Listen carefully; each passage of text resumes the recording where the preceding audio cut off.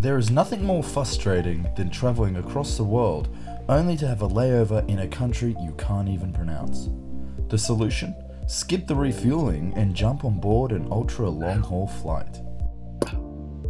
So far in the world, there are only a few flights that are considered ultra long haul, the big daddies of which are Singapore to New York, Auckland to Qatar, Perth to London, Sydney to Dallas. These routes are all over 16 hours long and are generally command a 20% premium. Qantas and Singapore have proven that these flights are more than lucrative. The Qantas Perth to London direct link, saving around 4 to 5 hours compared to routes through Dubai or Singapore, has a load factor of 94%. Even when the price of the route is a good few $100s more than the competition.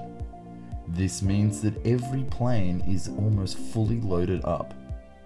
But this long distance travel is not without its own problems. Imagine we were to start a new airline, say Simple Flying Air, and wanted to open an ultra long haul route. The first question is, what aircraft do we choose? Believe it or not, ambitious airlines are currently limited by their own range restrictions. They want to connect to destinations, but can't actually find an aircraft up for the job. So, what are the longest range aircraft?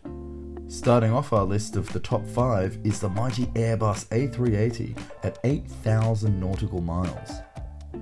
Fourth place is claimed by the Airbus A350-1000 with a range of 8,700 nautical miles. Third is the Airbus A340-500 with 9,000 nautical miles on its belt. Second place is the older Boeing 777-200LR with a range of 9,395 nautical miles. And the first place belongs to the very special Airbus A350-900 URL, which stands for ultra long range at 9,700 nautical miles. Thus, airlines who want to plan a route that was beyond these ranges, like Qantas who wants to fly Sydney to London direct, are asking aerospace companies like Boeing and Airbus to build specially designed aircraft for the journey. So far, Airbus has pitched the Airbus A350-1000, and Boeing has pitched their concept long-range aircraft, the Boeing 777-8. But it's not just about range. How do we configure the actual cabins inside? There are two choices, and to use our earlier examples, we either go with the Singapore way or the Qantas way. Singapore, who operates their Singapore to London route with an A350-900 ultra long range, have opted to abandon the economy cabin entirely. They have a large business class section and a premium economy cabin instead. This added legroom and comfort means that it's far more palatable than anything than the competition can offer, allowing them to charge a premium for the quickest way between New York and Singapore. But what about the Qantas method? Qantas operates a Boeing 787 Dreamliner between Perth and London in a normal configuration. This means that it has 166 seats of glorious regular economy with only 32 inches of room for 16 hours. As we mentioned before, they have been very successful proving that passengers prefer time saved over comfort. Next up, an airline might have an aircraft and the perfect seat, but how do they crew it? Take the proposed Project Sunrise by Qantas to fly from London to Sydney direct.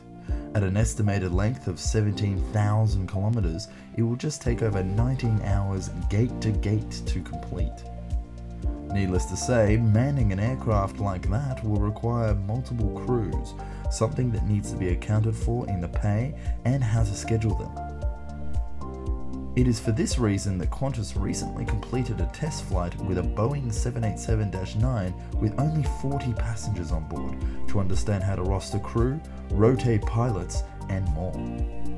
Plus, they also measured how to keep passengers happy, tracking everything from entertainment usage to meal times across the entire journey. After all, how many movies can you really watch in one trip? All these issues need to be figured out before tickets can even go on sale. But these roadblocks won't stop the dawn of the generation of ultra long-haul flights. Will you be jumping aboard one of these ultra long-range journeys? Let us know in the comments.